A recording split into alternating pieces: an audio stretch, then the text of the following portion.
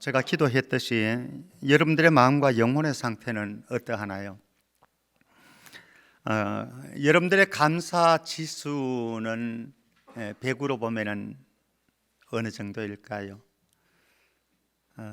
반대로 여러분들의 마음과 영혼의 인생의 불평 지수는 100으로 본다면은 어느 정도일까요? 어떤 분들은 감사 풍년을 누리는 사람들이 있는가 하면은 어떤 분들은 감사 흉년을 누리는 사람들도 있을 겁니다. 저 뒤쪽에 우리 몸이 좀 불편한 형제 휠체어 타고 있는데 늘 보면은 감사합니다. 제가 왠가 하면은 부부가 들어와서 헌금을 드릴 때 보면은 아내가 남편 손에 그 헌금을 손에 딱 짚어줘요. 그럼 남편이 불편한 몸인데도 선수 그 손으로 헌금을 드립니다. 사실은 우리 대부분의 여기 있는 성도들보다는 여러 가지 불평할 수 있는 상황들이 불편한 점들도 또 불행하다고 생각할 수 있는 면들도 없지는 않겠지요. 그러나 하나님이 주시는 은혜가 있기에 불편한 몸으로도 늘 성전을 사모하고 예배 가운데 나와서 본인이 드리고 남편이 좀 불편하니까 헌금 드리는 것도 어렵거든요. 그러니까 본인이 드려도 되는데 꼭 남편 손에 헌금을 짚어서 드리는 그 마음을 주님께서 얼마나 기뻐하실까라고 하는 생각을 늘 예배 드리면서 해봅니다. 너무 감사하고요. 저와 여러분들이 이 땅 살아가면서 이런저런 고통스러운 현실 속에서 절박한 상황 속에서 살아가는 분들이 한두 분이 아니죠. 그러나 저와 여러분들이 어떤 상황이 되었든지 간에 그 속에서 하나님이 주시는 기쁨과 감사가 넘쳐날 수 있기를 축복합니다. 바울은 그렇게 우리에게 명령했습니다. 항상 기뻐하라, 범사에 감사하라. 사실 이건 기적적인 사건이죠. 항상 기뻐하라. 선택적으로 너희들이 기뻐해라. 그러면은 우리 모두가 걸을 수 있는 길입니다. 그리고 선택적으로 너희들이 감사해라라고 한다면 누구나 가능한 길입니다. 그런데 바울은 그렇게 말하지 않았어요. 항상 기뻐해라. 그리고 범사에 모든 일에 모든 순간에 감사해라. 오늘 예배를 드리는 추수감사 예물을 드리면서 예배를 드리는 여러분들 마음속에도 어떤 분들은 감사하지 못할 조건들이, 상황들이, 현실들이 아마 많이 있을 것입니다. 그러나 바울이 말씀하셨듯이 항상 기뻐하라, 범사에 감사하라, 이 명령이 나에게 적용되어지는 은혜가 있기를 축복합니다. 그럼 추수감사 절기 예배 다 끝났어요. 이 말씀만 우리가 우리의 마음판에 새기고 간다면. 그러나 조금 더 보십시다. 우리의 인생에 감사하지 못할 상황은 있을까? 여러분들 대답을 해보시죠. 감사하지 못할 상황은 있을까?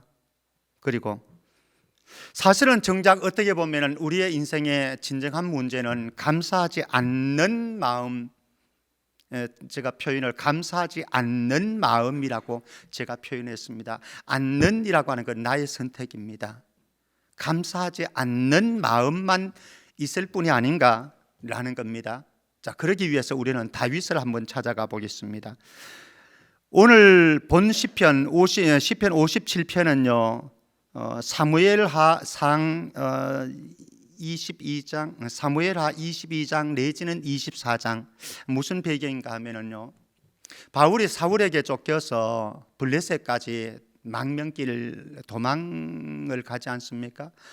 그래서 블레셋에서 살아남기 위해서 미친 사람 흉내도 냅니다.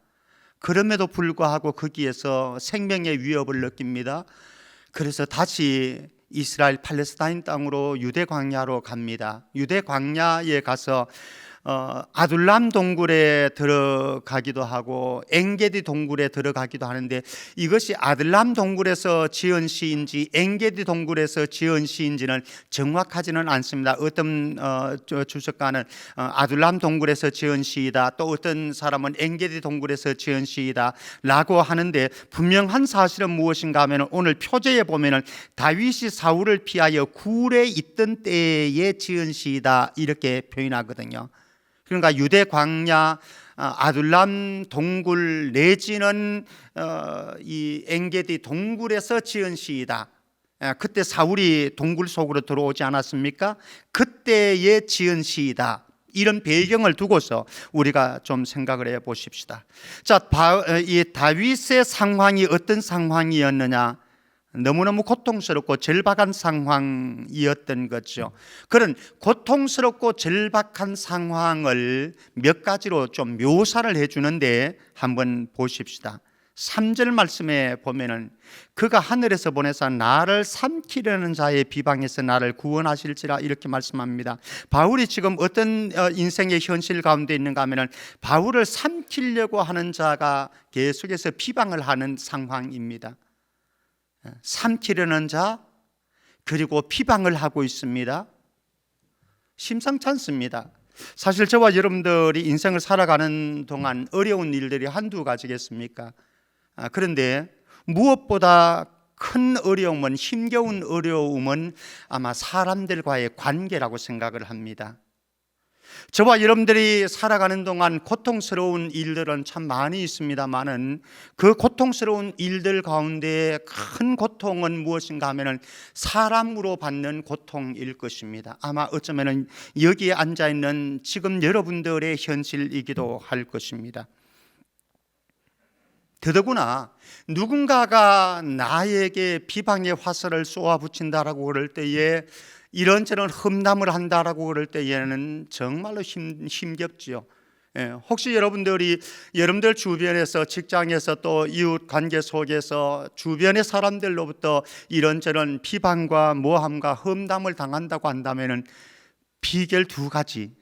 하나는 한쪽 귀로 듣고 한쪽 귀로 흘려버리세요.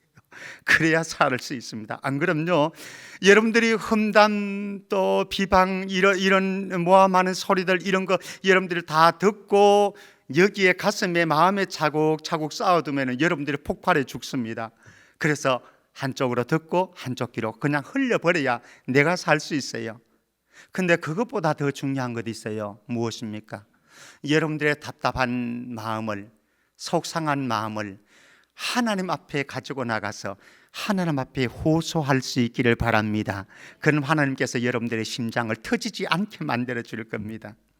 어쨌든 다윗은 나를 삼키려는 자의 비방 속에 있습니다. 이것을 조금 더 구체적으로 표현을 합니다. 4절 말씀 가보실까요? 4절에 내 영혼이 사자들 가운데서 살며 내가 불사르는 자들 중에 누웠으니, 지금 이 다윗의 상황이 사자들, 맹수 있죠, 라이온, 사자들이 있습니다. 죽이려고 덤벼드는 거죠. 맹공을 하고 있는 거죠. 그리고 또 어떤 표현을 하는가 하면 내가 불살하는 자들, 나를 불사르려고 하는 사람들. 혹시 여러분들 어릴 때에 불장난하다가 불 내본 적이 있습니까마는, 불 위험한 것 아니겠습니까? 두려운 것 아니겠습니까? 나를 불사르려고 하는 사람들이 있다라고 하는 거예요. 나를 집어삼키기 위한 사자들, 나를 불사르려고 하는 사람들 속에서 내가 틈바구니에 있는 거예요. 지금 사울에게, 또 사울의 군사들에게 그런 상황 속에 지금 굴에 갇혀 있는 다윗 신세 아니겠습니까? 자, 그런데 여기에 다윗을 잡아먹으려고 하는 사자들의 모습을 이렇게 묘사를 하고 있습니다. 4절 계속해서요. 그들의 이는 창과 화살이고 그들의 혀는 날카로운 칼 같도다, 이렇게 말씀합니다. 사자를 묘사하는 거죠. 사자의 이빨이 무엇과 같다고요? 창과 화살과 같다. 이 창과 화살이라고 하는 멀리 있는 어떤 목표물을 향해서 던질 수 있는 것이죠. 쏠 수 있는 거죠. 멀리 있는 존재입니다. 그것을 해야 할 수 있습니다. 그 다음에는 그들의 혀는 날카로운 칼 같도다. 말, 이 입에서 나오는 말인데 날카로운 혀와 칼과 같습니다. 칼은 어떻습니까? 가까이 있는 사람들을 죽이는 것이죠. 그러니까 여기에 보면은 다윗이 가까이 있든 멀리 있든 다 지금 공격의 대상이 되어지는 거예요. 창과 활로 또 칼로서, 멀리 있으면 창을 던지고 활을 쏘아버리고, 가까이 있으면 칼로. 그러니까 다윗이 얼마나 참 고통스러운 절박한 상황인지 모르는 거죠. 자, 근데 또 이런 표현이 있습니다. 6절 말씀으로 가보십시다. 6절 말씀 보면은 그들이 내 걸음을 막으려고 뭐를 준비해 놨어요? 그물을 준비해 놓았고 내 영혼이 억울하도다. 그들이 내 앞에 뭐를 파놨어요? 웅덩이를 팠으나. 이런 상황입니다. 저는 어릴 때에 우리 동네의 아이들하고 그런 장난을 좀 했었어요. 무언가 하면 우리 동네를 지나가는 윗동네가 있는데, 한 동네가 있어요. 우리가 거의 산 밑에 끝자락인데 이제 윗동네가 있고, 그리고 이제 우리 동네 이곳 쭉 이제 읍내로 내려가는 길입니다. 근데 우리 동네 집 앞에다가 뭐를 팠어요? 웅덩이 파봤어요? 안 파봤어요?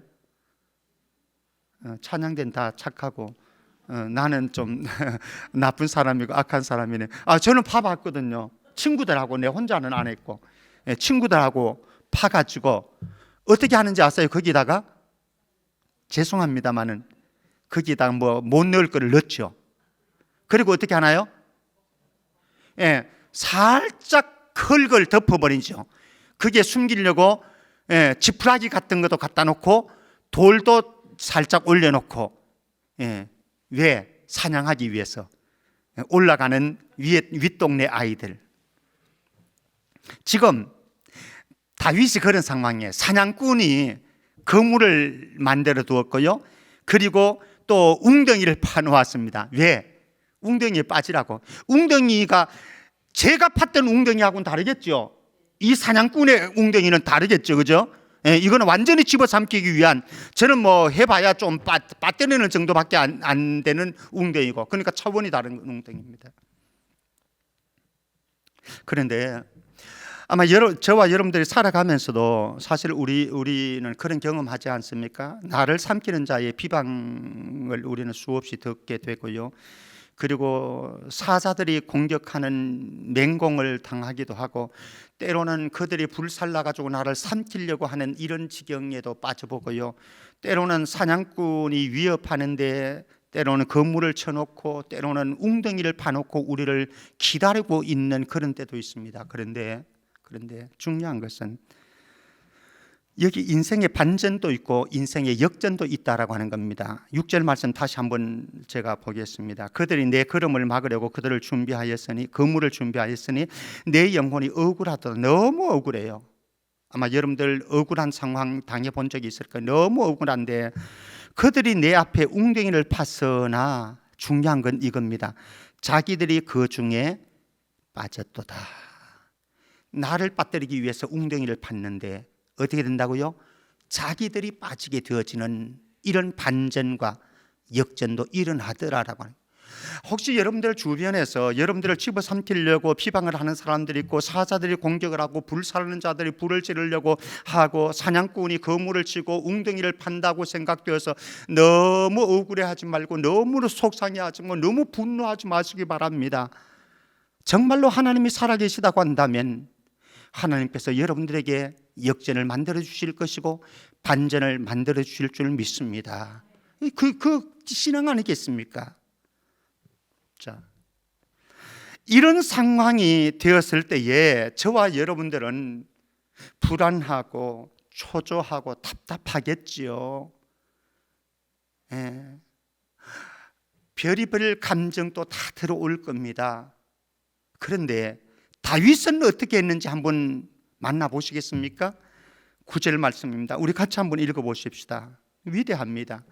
9절 말씀 같죠? 시작. 주여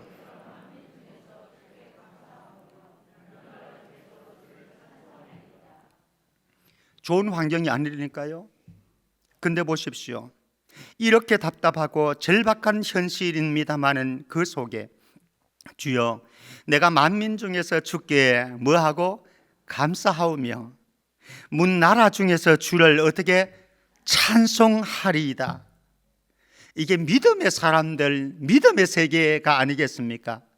믿음의 세계에는요 감사할 수 없는 상황이 없습니다. 죄송하지만 여러분들이 지금 감사할 수 없는 상황이라고 생각하고 있는데 그런 상황 속에서 불평을 하고 원망을 하고 있는데 제가 믿음의 세계에는 감사할 수 없는 상황이 없다라고 해서 제가 너무 죄송합니다마는 그게 믿음의 세계의 위대함 아닙니까? 물론 순간적으로 원망이 나올 수도 있겠죠. 짜증이 생길 수도 있겠죠. 불평이 나올 수도 있겠지요. 그러나 곰곰이 하나님의 역사 속으로 들어가서 하나님을 주시하다 보면은 내 심령에서 나도 모르게 감사가 터져나오고 노래가 터져나올 줄로 믿습니다. 그렇게 살았고 저는 앞으로 그렇게 살 것입니다. 아마 여러분들도 동일하리라고 생각합니다. 중요한 것은요 감사할 수 없는 상황이 존재하는 것이 아니라 감사하지 않는 우리의 마음이 문제라고 하는 거예요. 어떤 사람은 정말로 객관적으로 봤을 때 저 사람의 인생은 감사하기 힘든 인생이다 이렇게 생각되어지는 경우가 있어요. 그런데 그 사람 보면요 늘 콧노래하면서 다녀요. 감사하다고 해요. 이유는 무엇이냐? 비결은 무엇이냐? 영적인 세계를 누리고 있다라고 하는 거죠. 그런데 어떤 사람들은 보면요 우리가 객관적으로 이렇게 생각했을 때 저 사람은 그래도 괜찮은 뭐 사실 한숨 없는 사람이 어디 있겠어요? 근심 없는 사람이 어디 있겠습니까? 아무리 완벽한 조건을 가지고 있다고 그래도 그 사람의 인생을 파고들고 들어가면 수많은 일들이 있고 한숨과 근심거리가 있지만 어떤 사람들은 이렇게 다른 사람하고 비교했을 때 그래도 괜찮은 상황이야. 그래도 감사할 수 있는 상황이라고 생각이 되어지는데 뭔가 불편한 마음 늘 가지고 있어. 뭔가 얼굴을 보면은 근심 걱정이 뚝뚝 떠있고 마음과 영혼의 평온함이 없고 기쁨이 없고 자유로움이 없어요. 문제는 무엇입니까? 환경과 상황과 현실 때문이 아니라 그 사람의 마음과 영혼이 병들었기 때문에 그렇다라고 하는 겁니다. 사랑하는 성도 여러분, 추수감사주일에 저와 여러분들의 영혼이 건강해서 우리의 상황을 초월해서 오늘 다윗처럼 주여 내가 만민 중에서 주께 감사하오며 문나라 중에서 주를 찬송하리이다, 이 역사가 이 은총이 있기를 주의 이름으로 축원합니다. 이게 행복한 그리스도인이죠. 뭐 행복한 인생인 거죠. 자, 그러면은 이렇게 다윗처럼 우리가 감사의 계절이 내 인생에 내 마음과 영혼에 감사의 계절을 누릴 수 있는 비결이 없을까? 그럼 비결은 무엇일까? 다윗은 어떻게 정말로 우리가 보았던 것처럼 나를 삼키는 자의 비방이 있었고 사자들의 공격이 있었고 불살하는 자들이 있었고 그리고 사냥꾼들이 건물을 쳐놓고 웅덩이를 파놓고 나를 집어삼키려고 이렇게 위협하고 있는 상황 속에서 어떻게 이렇게 하나님께 감사하고 찬양할 수 있는가? 그 비결은 도대체 무엇인가? 몇 가지로 이제 비결을 캐내 보려고 합니다. 첫 번째 1절입니다. 1절 말씀 같이 한번 읽어보겠습니다. 시작. 하나님이여 내게 은혜를 베푸소서. 내게 은혜를 베푸소서. 내 영혼이 주께로 피하되 주의 날개 그늘 아래에서 이 재앙들이 지나기까지 피하리이다. 사랑하는 성도 여러분, 저와 여러분들이 살아가는 동안 답답한 일은 분명히 있습니다. 절박한 상황들은 현실들은 분명히 있습니다. 그런데 그런데 그때에 주의 은혜도 있음을 믿으시기를 바랍니다. 답답한 현실이 없다고 하는 것 아니에요.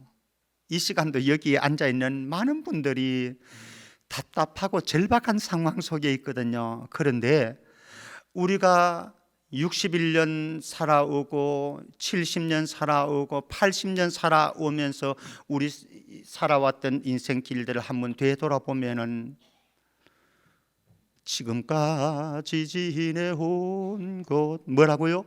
주의 크신 은혜라 한이 없는 주의 사랑 어찌 이루 말하랴. 다 할 수 없는 하나님의 은혜는 계속 우리에게 다가오고 있습니다. 그래서 우리가 절박하고 답답한 순간에, 어려운 순간에 해야 될 일이 있다고 한다면, 오늘 다윗이 그랬던 것처럼 하나님이여 내게 은혜를 베푸소서, 내게 은혜를 베푸소서, 이거예요. 이거 여러분들의 가정 안에, 여러분들이 하는 사업 안에, 여러분들이 다니는 직장 안에, 여러분들의 자녀들과 손자 손녀들의 인생 여정길에 멈추지 않는 주의 은혜, 한없는 주의 은혜의 비단길이 끊임없이 펼쳐질 수 있기를 주의 이름으로 축원합니다. 자, 여기에 다시 한번 1절 말씀 다시 한번 주목해 보십시다. 중요한 것 하나 있습니다. 하나님이여 내게 은혜를 베푸소서, 내게 은혜를 베푸소서, 내 영혼의 축궤로 피하되 주의 날개 그늘 아래에서 이 재앙들이 지나기까지 피하리이다. 여기 두 가지, 하나는 주의 날개 그늘이 있습니다. 여러분들이 어미닭 알잖아요. 어미닭 날개, 그 깃 아래 누가 숨어요? 병아리가 숨어요. 어쩌면 다윗은 지금 병아리 심정일 거예요.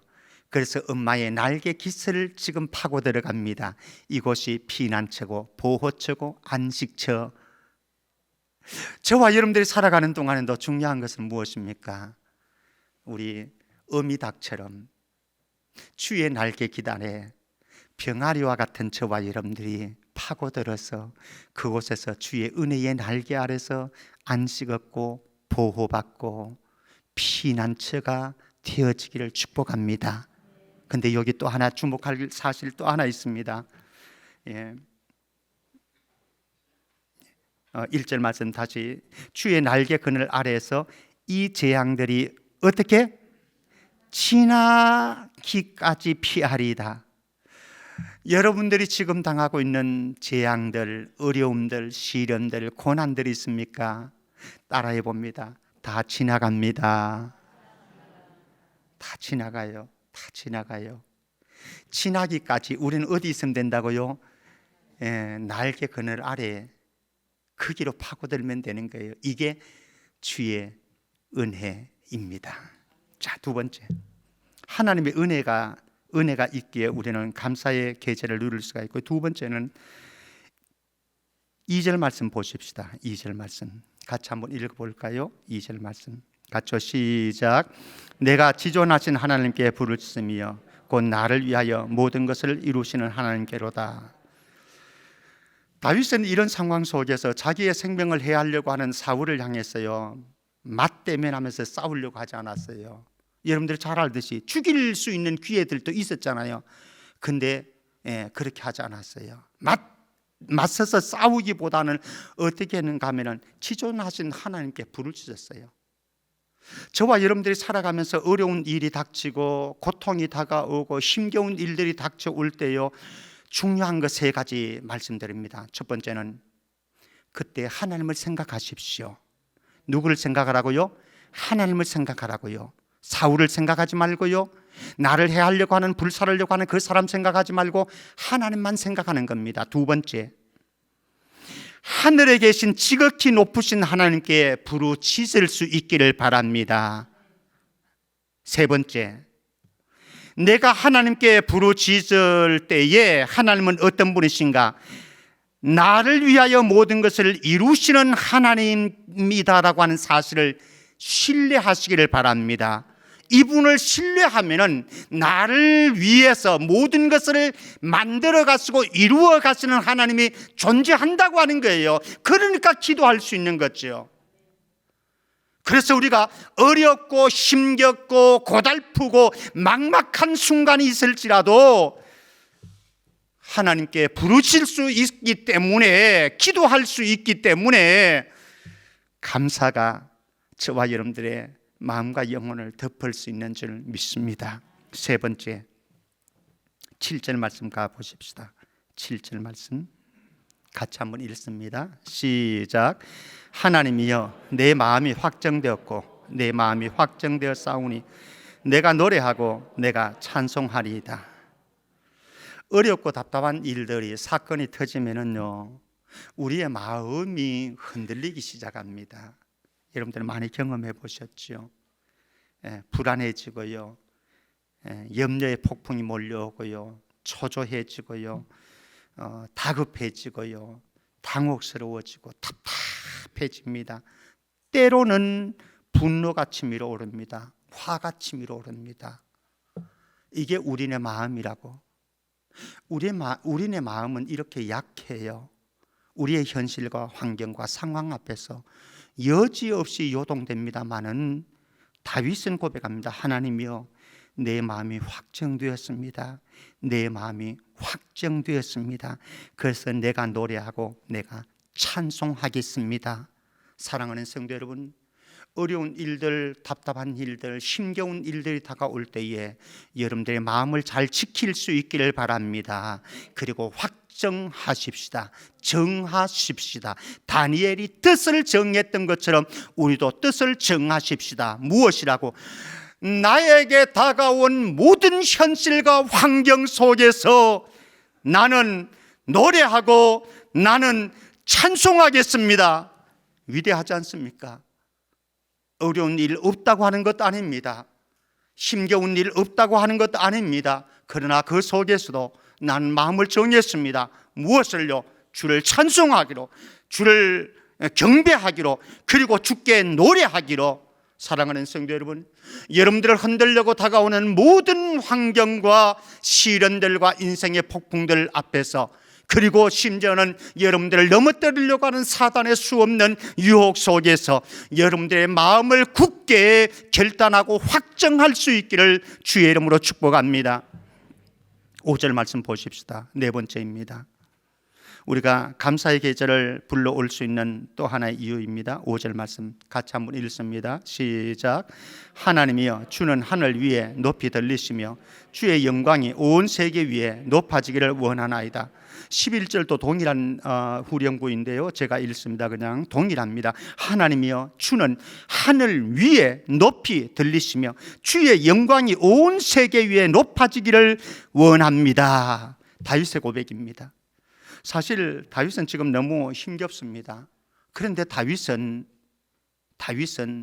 믿고 있는 것이 있습니다. 하나님이 어떤 분이신가? 하늘에서 통치하시는 왕이시다라고 하는 거예요.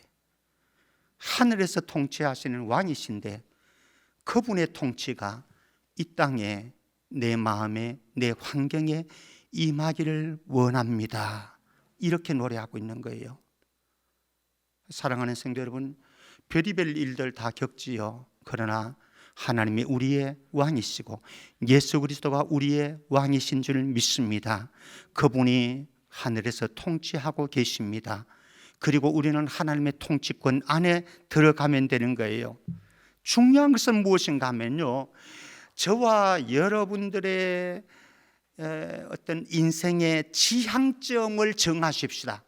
저와 여러분들의 인생의 지향점을 정하는데 많은 사람들은 인생의 지향점을 나에게 초점을 두고 있습니다.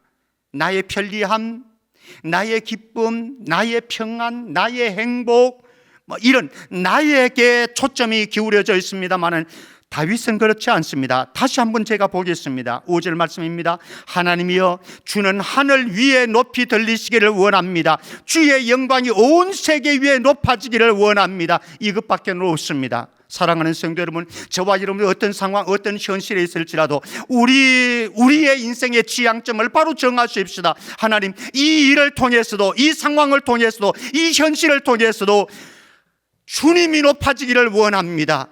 주님의 영광이 나타나기를 원합니다. 나는 좀 불편할 수 있습니다. 나는 좀 불안할 수 있습니다. 어려울 수 있습니다. 답답할 수 있습니다. 그러나 주님의 영광이 나타나기를 원하고 주님이 높아질 수 있다고 한다면 됐습니다. 오케이입니다. 그러니 어떤 상황 속에서도 감사할 수 있지 않겠어요? 문제는 나에게 초점을, 나에게 인생 지향점을 맞추고 있으니까 좀 불편하면 짜증나는 거예요. 조금 안 된다 싶으면 화가 나는 거예요. 우리의 인생 지향점을 하나님께, 오직 예수 그리스도에게 둘 수 있기를 주의 이름으로 축복합니다. 마지막 하나만 봅니다.